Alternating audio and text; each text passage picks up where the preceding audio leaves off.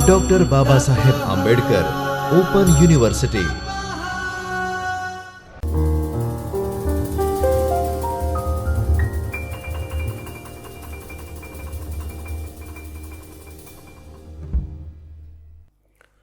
नमस्कार विद्यार्थी मित्रों, doctor Baba Saheb Ambedkar open university के चैतन्य स्टूडियो से मैं डॉक्टर आशीष कुमार सिंह, सहायक प्राध्यापक हिंदी, आप सभी का हार्दिक स्वागत करता हूं। प्रिय विद्यार्थी मित्रों, इससे पहले हम लोग बीए द्वितीय वर्ष के मुख्य गौड़ कोड है HNDM 204 की 15 इकाई का अध्ययन कर चुके हैं। आज हम इकाई 16 का अध्ययन करेंगे, जो डायरी विधा है, गद्य की कथेतर गद्य के अंतर्गत आती है।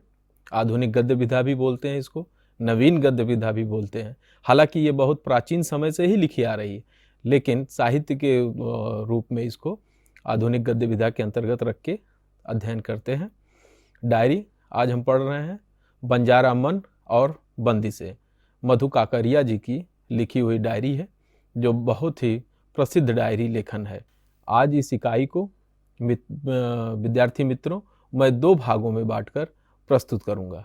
पहले भाग में हम उद्देश्य, प्रस्तावना, लेखिका का परिचय पर बातचीत करेंगे और दूसरे भाग में हम इसके जो कथा वस्तु है, कथा वस्तु पर बात करेंगे। डायरी बंजारा मन और बंदिशें, लेखिका मधु काकरिया। डायरी, जैसा कि आप जानते हैं, लेखन एक कला है। डायरी लेखन एक कला है।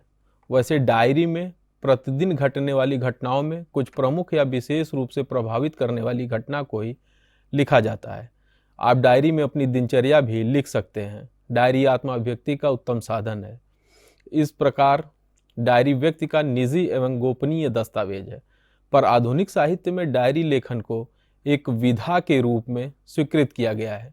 विश्व में हुए महान व्यक्ति डायरी लेखन करते थे और उनके अनुभवों से उनके निधन के बाद भी कई लोगों को प्रेरणा मिलती है। डायरी गद्य साहित्य की एक प्रमुख विधा है। इसमें लेखक आत्म साक्षात्कार करता है। वह अपने आप से संप्रेषण की स्थिति में होता है। मानव के समस्त भावों, मानसिक उद्वेगों, अनुभूति, विचारों को अभिव्यक्त करने में साहित्य का सर्वोच्च स्थान है। समीक्षकों ने डायरी को साहित्य की कोटि में इसलिए रखा है क्योंकि यह किसी महत्वपूर्ण व्यक्ति के व्यक्तित्व का उद्घाटन करती है या मानव समाज के विभिन्न पक्षों का सूक्ष्म और जीवंत चित्र उपस्थित करती है। डायरी लेखक अपनी रुचि और आवश्यकता अनुसार राजनीतिक, सामाजिक, सांस्कृतिक, धार्मिक और साहित्यिक आदि विभिन्न पक्षों के साथ निजी अनुभूतियों का भी चित्रण करता है। प्रस्तुत इकाई में मधु काकरिया जी का लिखा हुआ बंजारा मन और बंदिशें डायरी के अंशों का विश्लेषण और उसकी प्रमुख विशेषताओं के उल्लेख किए जाने से पूर्व लेखक परिचय से भी परिचित होना परम आवश्यक है। मधु काकरिया हिंदी साहित्य की प्रतिष्ठित लेखिका हैं। मधु जी के लेखन का मुख्य क्षेत्र गद्य है। मधु जी के उपन्यास और कहानियां बहुचर्चित हैं। कथेतर के क्षेत्र में मधु जी बहुत सुंदर यात्रावृत्त लिखे हैं। इनकी रचनाओं में विचार और संवेदना की नवीनता तथा समाज में व्याप्त अनेक ज्वलंत समस्याएं जैसे संस्कृति, महानगर की घुटन और असुरक्षा के बीच युवाओं में बढ़ती नशे की आदत, लाल बत्ती इलाकों की पीड़ा तथा नारी अभिव्यक्ति उनकी रचनाओं के विषय रहे हैं। मधु काकरिया जी का जन्म परिचय कलकत्ता के एक निम्न मध्यवर्गीय जैन व्यवसायी परिवार में 13 मार्च सन 1957 में हुआ। मधु काकरिया के पिताजी का नाम ध्यानचंद वड़िया और माताजी का नाम अक्षय देवी है। मधु जी के पिता का अपना मेटल का व्यवसाय था। उन्हें किताबें, अखबार, पत्रिकाएं आदि पढ़ने का बहुत शौक था और माँ अक्षय देवी कुशल गृहिणी थीं। अक्सर छोटी छोटी बातों पर मधु और माँ की बहस हो जाया करती थी। समाज के नियमों और रूढ़ियों की अवहेलना करना मधु जी का स्वभाव सा बन गया था। मधु काकरिया 3 बहन भाई हैं। मधु जी को जीवन में अपने भाइयों का पूरा सहयोग मिला। बड़े भाई ने मधु जी को आगे बढ़ने, आत्मसम्मान और प्रतिष्ठा के लिए सशक्त बनने के लिए प्रोत्साहित किया। मधु जी ने बीए और एमए अर्थशास्त्र कलकत्ता के लेडी बेटन कॉलेज से किया तथा कंप्यूटर विज्ञान में डिप्लोमा भी किया। कंप्यूटर विज्ञान में डिप्लोमा करने का उनका मकसद था कि वे स्वावलंबी बन जाएं। मधु जी को विवाह करना पसंद नहीं था, फिर भी उनका विवाह एक पारंपरिक जैन मारवाड़ी परिवार में हुआ। मधु जी का वैवाहिक जीवन उनकी कल्पनाओं से परे था, अतः पुत्र के जन्मोपरांत मधु जी सदैव के लिए अपने मायके चली गईं। मधु जी को किताबें पढ़ने की रुचि बचपन से ही थी। पिताजी भी साहित्य प्रेमी थे। उन्हें किताबें, अखबार, पत्र पत्रिकाएं पढ़ने का बेहद शौक था। पढ़ने के साथ उन्हें पढ़ी चीज़ों को सुनाने का भी शौक था, इसलिए घर पर चर्चित लेखकों की किताबें उपलब्ध रहती थी। पिता की वजह से उनके घर में प्रेमचंद, शरदचंद्र, रविन्द्रनाथ टैगोर, फणीश्वरनाथ रेणु, मनु भंडारी आदि बड़े साहित्यकारों के साहित्य उपलब्ध थे, जिसके परिणाम स्वरूप साहित्य से आसानी से जुड़ा हुआ और कॉलेज के दिनों में ही छोटी छोटी कहानियां लिखना आरंभ कर दिया था मधु काकरिया जी ने। मधु जी का पहला उपन्यास राजकमल प्रकाशन से प्रकाशित हुआ था। ये अपने आप में एक उपलब्धि थी। मधु जी की कहानी संग्रह और उपन्यास इस प्रकार हैं कि चिड़िया ऐसे मरती है, काली चील, फाइल, उसे बुद्ध ने काटा, अंतहीन मरुस्थल और अंत में ईसु, बीतते हुए भरी दोपहर के अंधेरे, उपन्यास खुले गगन के लाल सितारे, सूखते चिनार, सलाम आखिरी, हरामखोर, सेज पर संस्कृति, हम यहाँ थे, यात्रा वृत्तांत है, बादलों में बारूद, जादू, शहर शहर जादू, साना साना हाथ जोड़ी आदि प्रकाशित हैं। आपकी कुछ रचनाएं सामाजिक विमर्श पर भी आधारित हैं।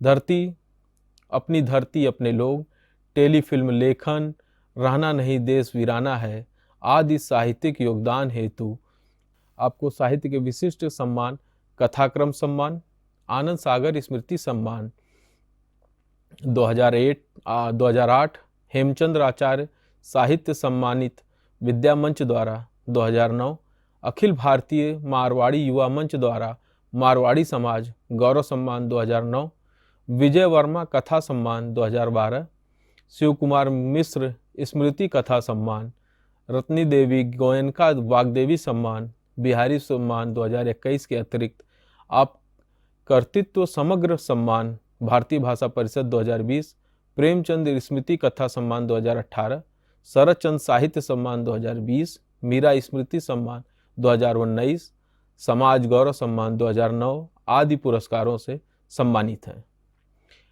बंजारा मन और बंदिशें की मूल पाठ का अंश यह है कि कहावत सुनी होगी आप लोगों ने, ऐसे कहानी शुरू होती है। कहानी के मूल में है कि एक सिडनी ब्रांडफोर्ड व्यक्ति हैं, उन जो लंदन में रहते हैं, और उनके बचपन में ही आग की रोशनी चली गई थी। 52 वर्षों के बाद, जब वो 52 वर्ष में हैं, अपने जीवन के 52 वर्ष में हैं, 52 वसंत देख रहे हैं, उस समय उनके आँख का ऑपरेशन होता है और उस आँख के ऑपरेशन के दौरान उन्हें आँख मिल जाती है। बचपन से लेकर एक लंबी उम्र तक वे अंधे रहे हैं। अंधे रहने के साथ साथ उन्होंने उस अंधेरे को स्वीकार भी किया है और स्वीकार के साथ साथ उसी के साथ तालमेल बैठाकर जीना भी सीख लिया है। लेकिन जब उन्हें उनकी आंखें मिल जाती हैं तो आंखों को मिलने के बाद उनके सामने इस तरह की समस्याएं आती हैं कि 2 साल के बाद बिना आंखों के वो 52 वर्ष तक जीवित रहे। लेकिन जब उन्हें 52वें वसंत में उनको आंखें मिली तो वो केवल 2 साल तक ही जीवित रह पाते हैं। 2 साल बाद ही उनके आँख के आ जाने के कारण जो समस्याएं उत्पन्न होती हैं उनकी रोजमर्रा की जिंदगी में, उससे दुखी व्यथित होकर वो अपने प्राण त्याग देते हैं, बीमार हो जाते हैं और बीमारी के कारण उनको प्राण देहावसान हो जाता है। तो कहने का मतलब यह है कि जब आंखें नहीं थी तो वो उनको सम्मान भी मिलता था, इज्जत भी मिलती थी और उनको लगातार प्रोत्साहित भी किया जाता था। लेकिन जब आंखें मिल गईं तो अब वो सम्मान देना लोगों ने बंद कर दिया। और यहीं तक नहीं मित्रों, सम्मान भी देना बंद कर दिया और काम में उनके अवरोध भी पैदा करने दिया। लगातार उनके कामों में अवरोध पैदा होने लगा। जहां कभी उनके प्रति सम्मान था, अब वो सम्मान नहीं रह गया। वो जो काम करते थे वो काम अब नहीं कर पा रहे हैं। जब वो एक चिड़ियाघर में जाते हैं तो चिड़ियाघर उनको देखना है, लेकिन चिड़ियाघर वो उनको नहीं पता था कि शेर में भूरी भूरी भूरी रेखाएं भी होती हैं। वो उसको देखते हैं तो आश्चर्यचकित में पड़ जाते हैं। और जब सर्जक उनका जो ऑपरेशन करता है, वो सर्जन इनसे कहता है कि अब आप कैसा महसूस कर रहे हैं, आपको मेरा चेहरा दिखाई दे रहा है? तो उनको लगता है कि चेहरा ऐसा होता है। उनको आईने का ज्ञान नहीं है। जहां वो आंख बंद करके सड़क आसानी से पार कर लेते थे, अब वो उस आसानी से सड़क नहीं पार कर पा रहे हैं, क्योंकि अब वो खुली आंखों से देखते हैं तो डर जाते हैं कि इतनी तेज रफ्तार से गाड़ियां आ रही हैं, मैं कैसे पार करूं। रास्ता जो है वो रास्ता अब उनको दूभर लगने लगा है, भारी पड़ने लगा है। तो इन्हीं सब बातों को 7 दिन की अपने डायरी में 7 दिन सिडनी ब्रांडफोर्ड का जो उन्होंने जीवन लिखा है, वो डायरी के रूप में यहाँ प्रस्तुत हुआ है। और इसका पाठ का मूल पाठ का पूरी तरह से विश्लेषण इसके अगले अध्याय में, अगले भाग में मैं करूँगा। अभी आपको लोगों के लिए यहीं पर समाप्त करता हूँ। बहुत बहुत धन्यवाद। नमस्कार। स्वाध्यायः परः